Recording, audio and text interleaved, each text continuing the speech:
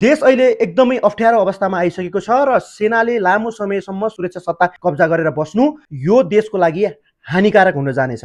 रात रहेपछि अग्राख पलाउँछ, बाह्य तथा आन्तरिक हस्तक्षेपहरू बढ्न जान्छ। त्यसैले जति सक्दो छिटो अन्तरिम सरकार बनाउने, संसद विघटन गर्ने र पुनर्संरचनामा जाने तथा चुनावी माहौलमा देशलाई लैजानुपर्छ। होइन भने यो देशका लुटी खान पल्केका भ्रष्ट नेताहरू अहिले जुनसुकै ब्यारेकमा भए पनि यिनीहरू अहिले एकै ठाउँमा छन्, नभए पनि फोनमा सम्पर्क भइरहेका छन् र अब यिनीहरूले जेनजीलाई नै टुक्र्याएर जेनजी बीच नै विवाद बनाएर देशलाई फेरि अन्धकारतिर धकल्छन् र आफै आएर बागडोर सम्हाल्नेवाला छन्। यदि बाह्य सेनाहरू पनि नेपालमा चाहिँ आए भने त्यो झन् देशको लागि हानि हुन जान्छ।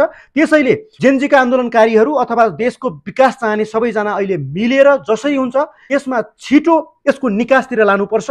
तपाईहरूलाई चाहिँ को लाग्छ एकदमै इमानदार र राष्ट्रप्रेम भएको व्यक्ति जसले चाहिँ यो संक्रमणकालीन अवस्थाबाट देशलाई कतै सेफ ल्यान्डिङ गराउन सक्ने को नेता छन् जस्तो लाग्छ? अब अहिले हर्क साम्पाङ आइरहेका छन्, सुशीला कार्की, कुलमान घिसिङ। अब मलाई त मेरो विचारमा भन्ने हो भने त बालेन नै ठिक हुन् जस्तो लाग्छ। बालेनले अहिले नेतृत्व लिएर फेरि 6 महिनापछि पनि उनी नै प्रधानमन्त्रीको लागि लडिदिए भने सबैभन्दा राम्रो हुन्थ्यो जस्तो लाग्छ। तपाईहरूलाई चाहिँ के लाग्छ? तपाईहरूको आफ्नो विचार कमेन्ट गर्नुहोस् है त।